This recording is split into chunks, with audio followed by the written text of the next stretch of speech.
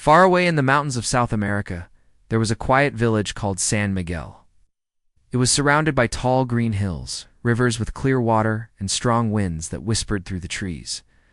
From the outside it looked peaceful and beautiful, but inside the village people were struggling. Life was hard. Most of the young people had already left. The old ones stayed behind, holding on to memories and hope. Years ago, San Miguel was rich. Not with money, but with land, minerals, and strong people. There used to be small mining operations. Local men would dig and bring out silver and gold. But large companies from outside came in, took the best parts of the land, and then left. When there was no more easy gold to take, they didn't care about the people. They didn't care about the land. Just left behind broken mountains, polluted streams, and empty promises. Now, the village was poor. Most people had no jobs. Some worked in farming, but the soil was tired. Many children stopped going to school because their parents couldn't afford books or clothes. Electricity only came at night, and even then it would go off without warning. Still, the people of San Miguel tried to live with dignity. Among them was a man named Carlos Mendoza. He was 47 years old, thin, and had kind eyes. He worked as the village school teacher. Every morning, Carlos walked for miles to the small building that served as the school. The walls had holes, and the roof leaked during rain. Still, he taught the children with love, brought his own chalk. He used old storybooks to teach lessons. Sometimes when there were no books, he just told stories from memory. Carlos also cared for his sick mother, Dona Teresa. She was in her 70s and rarely spoke. But every night, Carlos would feed her soup, sit by her side, and tell her about the children in school. He would say, "One day, Ma, this village will rise again." She would smile weakly, holding his hand, even if she didn't fully believe it anymore. The village had an old legend. People spoke of a hidden part of the mountain called La Llama Dorada, the Golden Flame. Elders said that deep inside that mountain was a gold reserve that had never been touched. They believed the gold was protected by nature itself, and only someone with a pure heart could find it. Most people laughed at the story, thinking it was just something to tell children around the fire. But some believed it could be true. One Monday morning, something unusual happened. A white truck came up the rocky road into the village. It was covered in dust. It stopped near the old town square.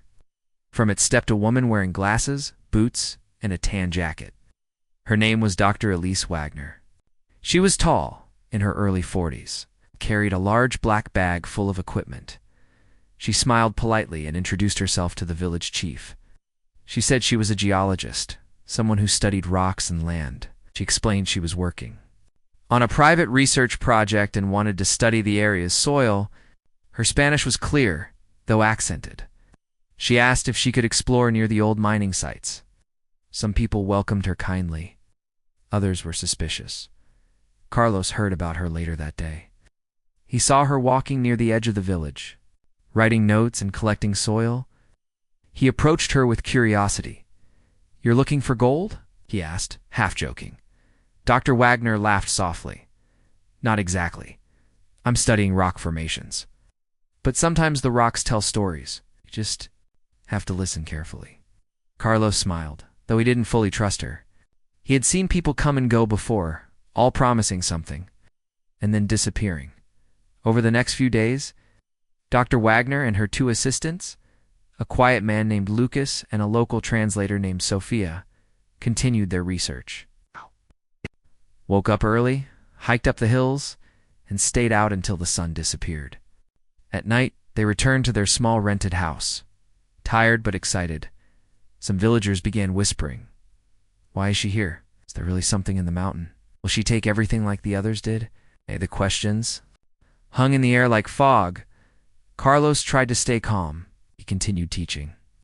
Though the children now talked about gold and treasure more than numbers and words, one evening, as Carlos walked home, he found Dr. Wagner sitting near the old church. Steps. She looked tired. "Long day?" he asked. She nodded. "Yes, but I think we found something." Carlos raised an eyebrow. "Really?"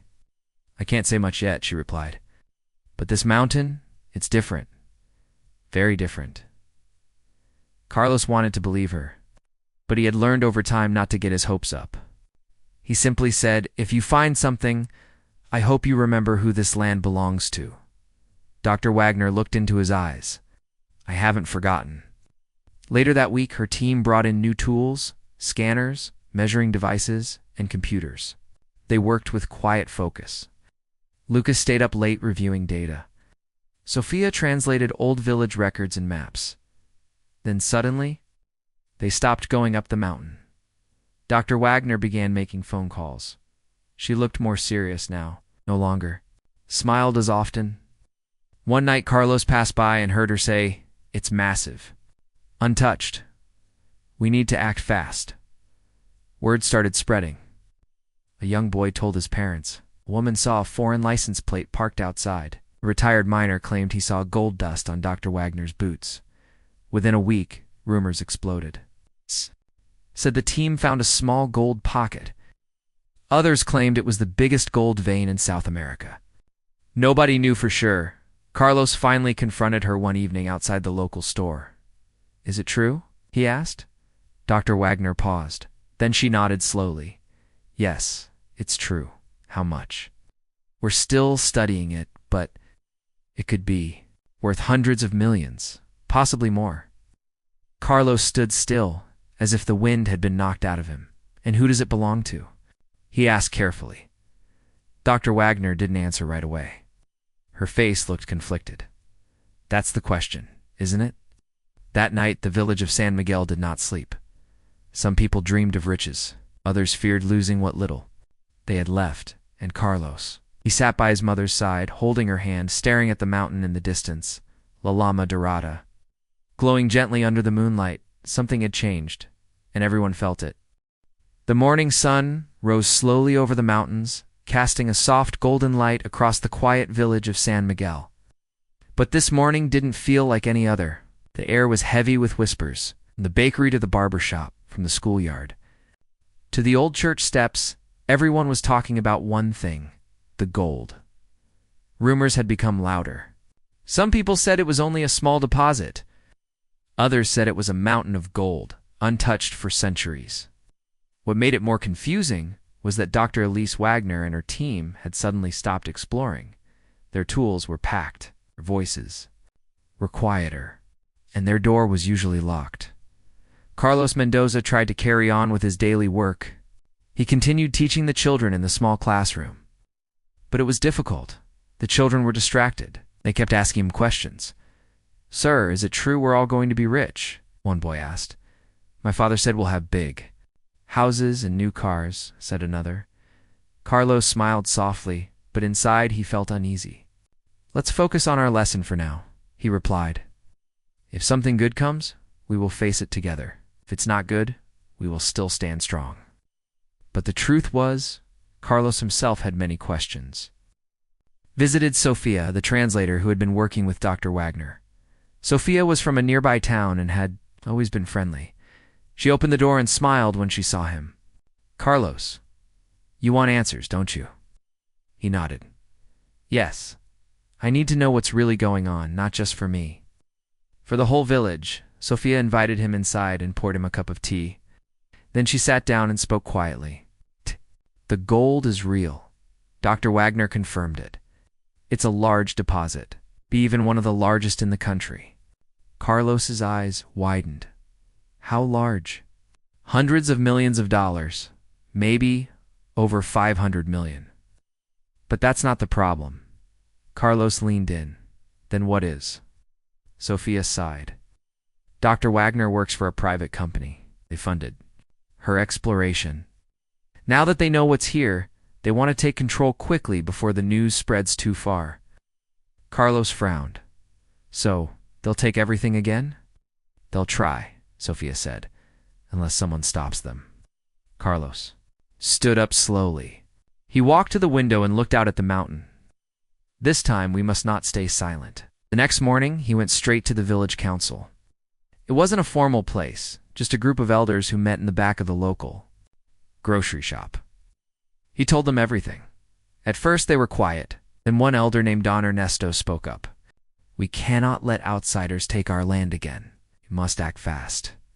They agreed to form a community land committee, with Carlos as the spokesperson. Though he wasn't a lawyer, he was respected and known to be honest.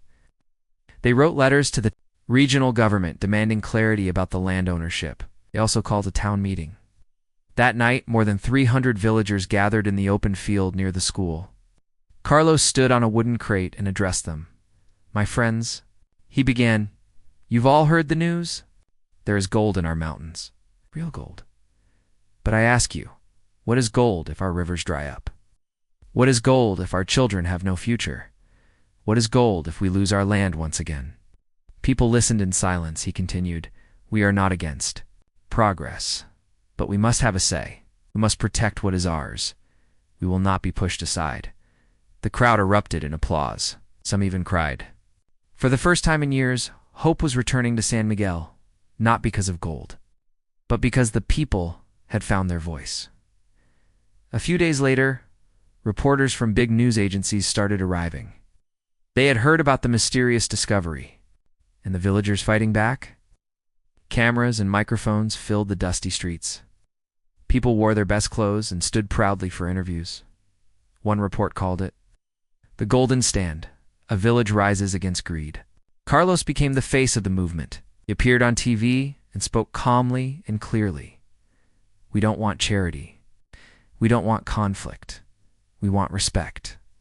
Meanwhile, Dr. Wagner was facing pressure from her company. They sent legal experts to the village and tried to offer money in exchange for control of the land. They visited homes and made secret promises. But word spread quickly, and the villagers refused to sign anything. Carlos decided to seek help. He traveled to the nearby city and met with an old retired judge named Senator Andres Cordero. Had once lived in San Miguel and now worked as a legal advisor for rural communities. After hearing everything, Andres said, "Carlos, you have a strong case, but you must act quickly. File a land ownership claim before the company does, and gather proof that your community has cared for the land for generations." Carlos returned to San Miguel with a plan. Villagers brought old papers, photos, maps, and family records. Some even brought personal diaries that mentioned their ancestors working the land. With the help of Andres, they prepared a legal case and submitted it to the regional land office. It was not an easy process. There were delays, missing files, and pressure from powerful people. But the villagers didn't stop. They took turns watching the mountain, guarding it from outsiders. They stopped all exploration work until the legal battle was resolved. During this time, Dr. Wagner changed to, she watched how the villagers cared for their land. Carlos worked day and night without asking for anything in return.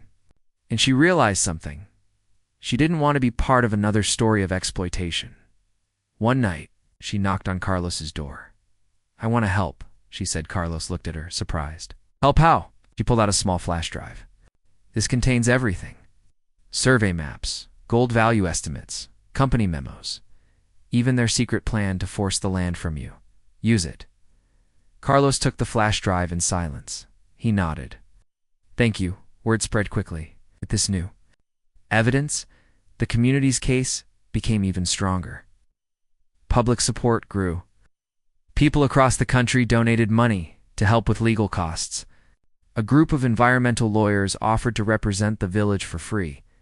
Then, something surprising happened. The mining company's CEO was invited to speak on a national talk show. When asked about the village, he smiled and said, "These are simple people. They don't understand what's best for them." The clip went viral. People were angry. Thousands shared it on social media with the words, "San Miguel deserves better." Suddenly, the government had no choice but to respond. Officials arrived in the village and promised a full investigation. They halted all corporate activities and froze the mining project. Carlos stood before the village once again. "We are not finished," he said, "but we have come far. And we will not stop until we win the right to protect what is ours." That night, the villagers lit candles and walked through the streets. It wasn't a celebration, it was a promise. A quiet vow to protect their home, their mountain, and each other. The discovery of the gold had changed everything. But it wasn't the gold that made the biggest difference. It was the courage of a small village that decided for the first time in a long time to stand tall. Weeks passed, but the excitement in San Miguel did not fade. The story of the small mountain village standing against a powerful company had spread across the country. Reporters still visited.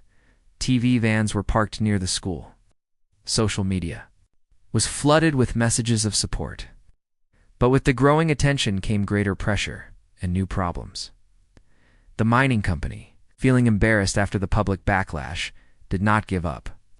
They sent new legal teams better prepared this time. These lawyers wore fancy suits and carried thick folders full of arguments. They claimed the company had the right to mine because they had funded the exploration. They said the land was technically unclaimed and unused. But the villagers knew that was not true. They had lived there for generations. The mountain had fed them, held their stories, and shaped their lives. Carlos Mendoza, the village teacher, now found himself leading meetings, writing legal responses, and speaking to reporters. He was not a lawyer, but he spoke with heart. Night after teaching his classes and caring for his mother, he stayed up late reading legal documents with Andres, the retired judge helping the community. One morning, an unexpected letter arrived. It was from the Ministry of Natural Resources, inviting Carlos to attend a formal tribunal in the city to discuss the land dispute.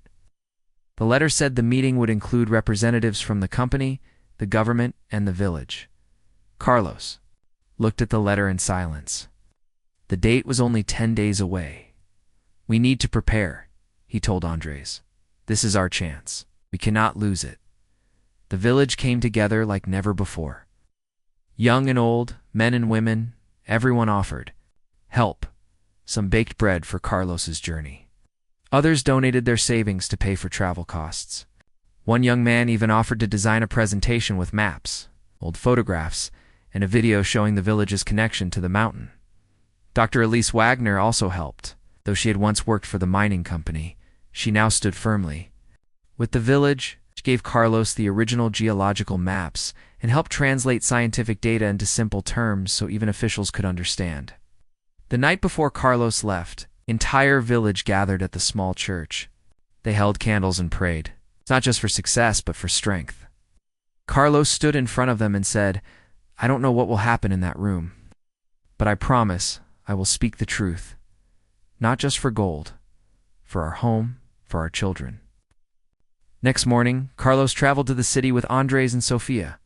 The journey took many hours by bus and car. When they reached the tribunal building, Carlos felt small. The glass towers and rushing crowds were far from the quiet hills of San Miguel. Inside the tribunal hall, everything was formal. Judges sat behind a long wooden desk. Company lawyers wore black suits and confident smiles. Government officials whispered to one another. Cameras were not allowed, but journalists waited outside, ready to report every detail. When Carlos was called to speak, his hands were shaking. But when he looked up and saw the faces of the villagers in his memory, he stood tall. He began softly, "I am not a rich man. I am not a lawyer. I am a teacher from a small village in the mountains. But I know what is right. I know what is wrong." He spoke about the history of San Miguel, how families had cared for the land, how the mountain was part of their culture. He showed photos of his students drawing the mountain in their notebooks. He read letters from elderly villagers who remembered planting trees on its slopes. Then, with Sophia's help, he explained the company's plan, showed how it would destroy the forest, poison the rivers, and leave the village worse than before. He also shared Dr. Wagner's documents, proof that the company planned to move quickly and give nothing back to the community. When he finished, the room was silent. Then the company lawyer stood up. He spoke smoothly and confidently, said the company had followed the law, paid for the research, and brought opportunity. Said the villagers had no legal ownership. He even said the mountain was wasted land before they arrived. Carlos stood again.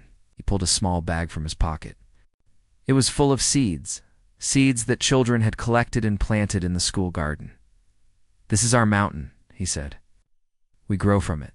We live from it. We protect it. You say it's empty. We say it's alive." But the judges asked questions. The lawyers argued. The session lasted for hours. But when it ended, Carlos felt peaceful. It told the truth. Back in San Miguel, the people waited. Days passed. Then, finally, a letter arrived from the tribunal. It said, based on the evidence, history of local use and public interest, the land claim submitted by the San Miguel community is accepted. All mining operations are to be suspended until further legal decisions are made. The land is to be respected as community property until a full resolution is passed. Cheers broke out across the village. Bells rang. Children ran through the streets. Carlos, standing in the center of it all, felt a tear roll down his cheek. But this was not the end. The government still had to decide what to do with the gold. Would they help the village build a plan, or would they try to take control themselves? Carlos and the community council decided to act fast. They reached out to a socially responsible mining cooperative, one that was known for fair trade, environmental care, and equal partnerships. The cooperative sent experts to San Miguel. They walked the land, met the people, and listened. They said if we work together, we can build something beautiful. Not just a mine, but a future. Negotiations began. It was not easy. Some people still wanted fast money. Others wanted no mining at all. But Carlos helped guide the conversation.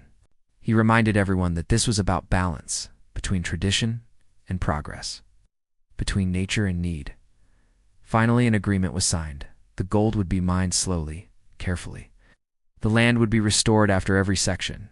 Water would be protected. A large part of the profits would go directly to the community for schools, hospitals, clean energy, and roads. Jobs would go to locals first. Above all, the people of San Miguel would stay in control. The deal was worth $523 million. When the papers were signed, Carlos held the pen with both hands. He looked up and said quietly, "This is not for me. This is for every child who dreamed of a better life." Dr. Wagner was there too. She smiled, tears in her eyes. She had turned away from her old company and now worked as an advisor to the village, she said. "I came here to study rocks, but I found something more powerful than gold. I found people who refused to give up." That night, the village held a small celebration.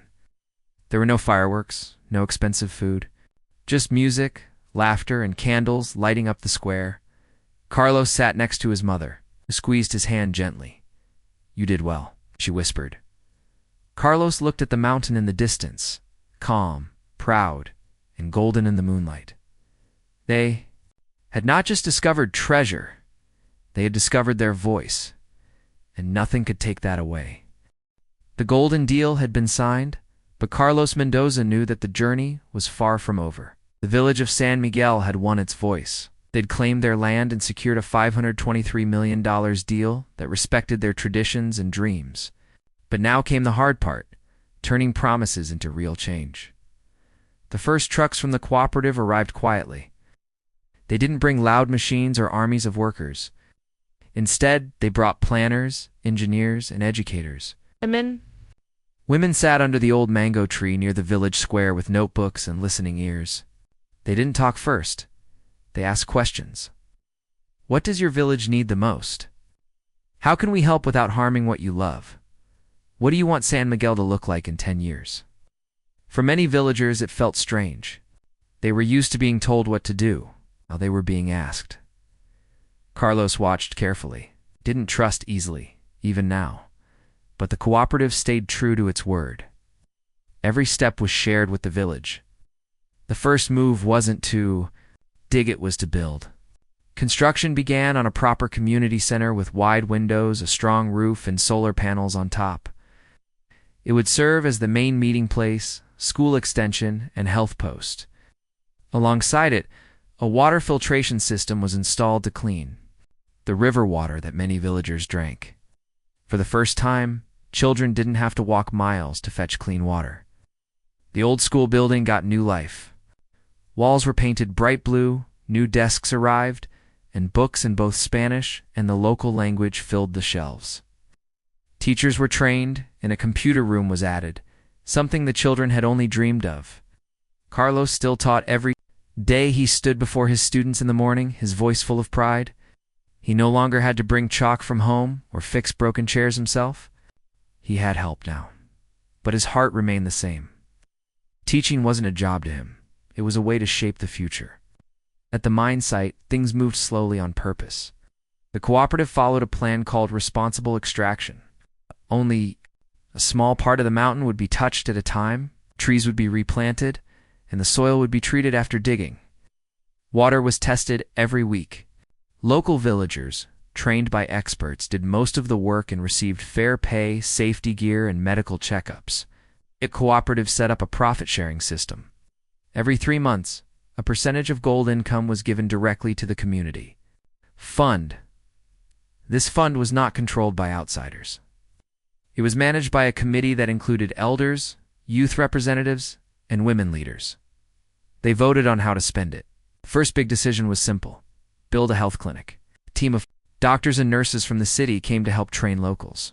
Soon, the clinic was ready. They had clean beds, medicine, and even a small lab. For the first time, pregnant women had proper care. The elderly could get regular checkups. The village had a place to heal. But success brought new challenges. Some people who had left San Miguel years ago began returning. They had heard about the gold, the new buildings, the jobs. Some came with good intentions. Others came only for money. Carlos saw the changes and felt both joy and worry. One day, during a council meeting, he spoke up. "We have achieved something rare, wealth with respect, but we must stay united. This is not a race. This is a journey. If we forget our roots, the gold will mean nothing." His words were written down and placed on the wall of the community center. Visitors started coming from across the country: students, professors, journalists, even foreign leaders. They called San Miguel a model village. They wanted to study how it turned a gold mine into hope without destruction. People shook Carlos's hand and took photos, but he always stayed humble. "It's not just me," he would say. "All of us." Dr. Elise Wagner stayed in the village too. She had left her old company and now worked as a technical advisor for the cooperative. She lived in a small house near the school and taught geology to older students. Many of them had never thought they could be scientists, but now they dreamed of exploring the earth in a way that healed instead of hurt. One evening, Dr. Wagner and Carlos walked through the quiet fields. "You were right," she said. "This land is more than just rock and metal." Carlos smiled. "And you helped us protect it. Without you, they would have taken everything." Dr. Wagner shook her head. "I just brought the light. You lit the fire." As months turned into a year, more projects grew. A women's cooperative started making handmade crafts and selling them online. A small ecotourism center opened, where travelers could learn about the history, culture, and environment of the region. Young people who once wanted to leave now stayed, proud to build something better at home. The village held regular festivals to honor their journey. Music, food, and dancing filled the streets. They didn't celebrate the gold, celebrated what the gold had made possible. Still, the mountains stood tall and quiet, watching. Not everything was perfect. Disagreements happened. Some villagers wanted more control. Some felt decisions were too slow. Others worried that change was happening too fast. But the difference now was simple. They could talk, vote, and decide together. Carlos often sat with elders under the shade tree. He asked them to share old stories so children could learn where they came from. He started a village newsletter with students so news could travel from house to house. Then one afternoon, something happened that moved Carlos deeply. A young boy named Mateo came up to him after class, holding a crumpled drawing. It was a picture of Carlos standing beside the mountain, with words written in messy handwriting. "Because of you, we still have our home." Carlos looked at the boy, then at the mountain, then back at the paper. He didn't say anything for a long time. Then he smiled. Not every treasure shines like gold. As the sun began to set that day, the sky turned the same color as the dream. The village once had, golden, warm, and alive. The people of San Miguel had not just changed their village. They had changed their story, and the world had started to listen. Shall I continue with part 5 next? 5 years had passed since the people of San Miguel discovered the truth about the gold hidden inside their mountain. But the gold itself was not the most valuable thing they found. What truly changed everything was the way they came together, stood as one, and built a future with their own hands. San Miguel was no longer a forgotten village tucked deep in the mountains. It had become a symbol of strength, unity, and smart development. Visitors still came, not just to see the mining site, but to witness something rare, a community that had chosen balance over greed, harmony over haste. The roads leading to the village were now smooth and safe. Solar-powered street lamps lit up the paths at night. The river that once carried pollution now sparkled under the sun, clear and full of fish.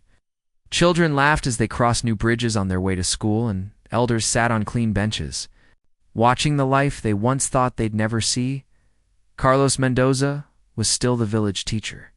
His hair was grayer, but his eyes were full of the same kindness. Every morning, he stood in front of his classroom with a gentle smile, sharing stories, lessons, and dreams. Now had a team of young teachers beside him, many of whom had been his students just a few years ago. One of them, Lucia, often said, "You planted the seed, Carlos. We're just helping it grow." He always replied, "That's all any of us can do, plant seeds, care for them, and hope they bloom." The community fund from the mining profits continued to serve the people. Every year, the village held a public meeting where anyone could suggest ideas for projects. One year, they built a small music school. Another year, they started a tree planting program. Last year, they opened a free computer learning center, where even the elders came to learn how to send messages to their grandchildren. The mining operation itself remained small and careful. Only one section of the mountain was worked on at a time. For every tree removed, 3 were planted. For every ounce of gold taken, a report was made public, explaining where the money went, how the workers were treated, and how the land would be restored. The cooperative's leader, a kind woman named Marina, often said, "We are not digging for gold, we're digging for trust." And trust had grown stronger than stone. Dr. Elise Wagner still lived in San Miguel. She had become part of the village, not just as a scientist, but as a neighbor, a teacher, and a friend. She led weekend science walks for children, showing them how to read the land, respect nature, and dream big. She even helped a group of girls enter a national science competition, and they won second place with a project on clean water. One afternoon, she visited Carlos in his classroom and brought a gift, a globe. "Let your students see the world," she said. Carlos thanked her. "They already do, through people like you." Together they looked at the map, and Carlos pointed at San Miguel, a small dot in the mountains. "Funny," he said. "This place used to feel so small. Now it feels full of meaning." Dr. Wagner nodded. "That's because you filled it with hope." One of the biggest changes came quietly. The youth who once dreamed of leaving the village, of going to big cities and never returning, were now choosing to stay. Some became teachers. Some became farmers using smart, eco-friendly tools.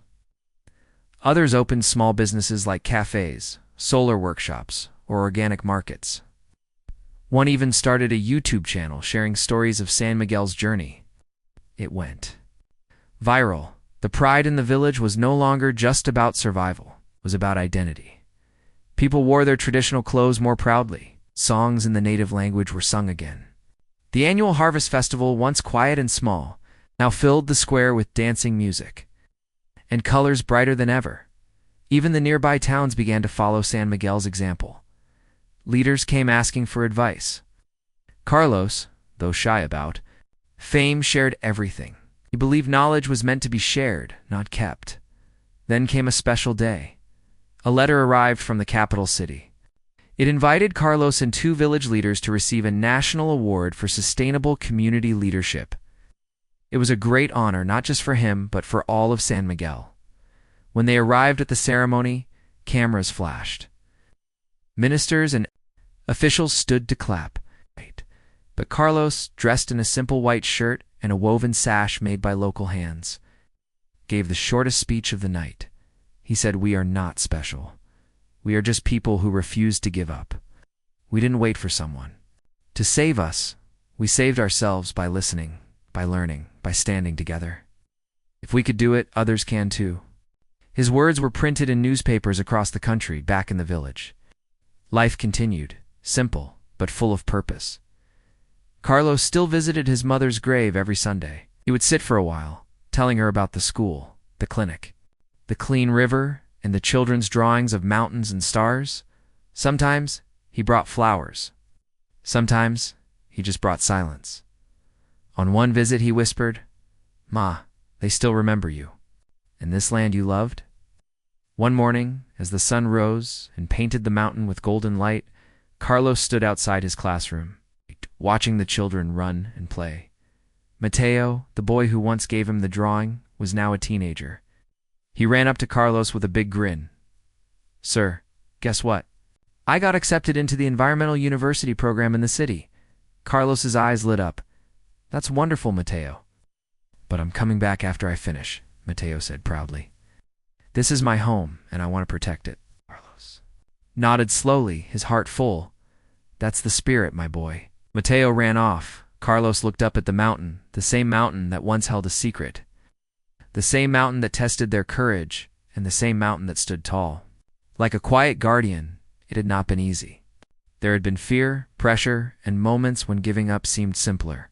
But the people had stayed strong. They had faced the storm, listened to their hearts, made wise choices. The gold still came out of the mountain in small amounts, but its glow was now in every corner of the village, in the laughter of children, in the hands of builders, in the rhythm of drums at festivals, and in the quiet peace of people who finally felt respected. San Miguel had become more than a village with gold. It had become a village with a golden soul. And that, more than anything, was the treasure they would never let go. Would you like a Leonardo AI image prompt based on this story now?